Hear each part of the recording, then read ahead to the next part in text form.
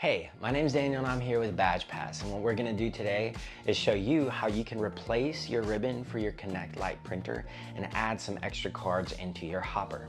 To get started, what you're going to need is some extra supplies. So you'll want to make sure that you have your new ribbon. You can go ahead and take that out of the casing, and you'll want to grab about 25 cards, which is the yield capacity for this ConnectLite printer. Once you've done that, you're actually able to approach the printer and press on the top lid. You'll want to hear that clicking sound, which will release that compartment for the ribbon, and you'll actually be able to remove that expired ribbon from its compartment. Once you do that, you're able to install your new ribbon. But before you do that, I want you to go and locate that sticker that's located on one side of the ribbon.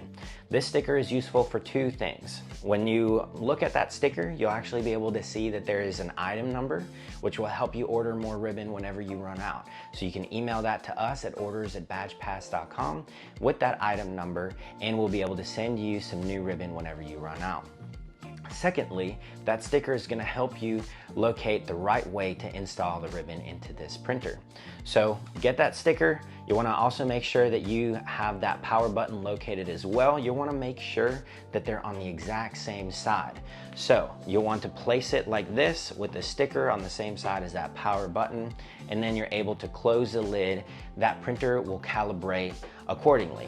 So as you can see here, it's going to start calibrating that printer for you, and when you hear a beeping sound, that means that you're ready to start printing off of your ConnectLite printer.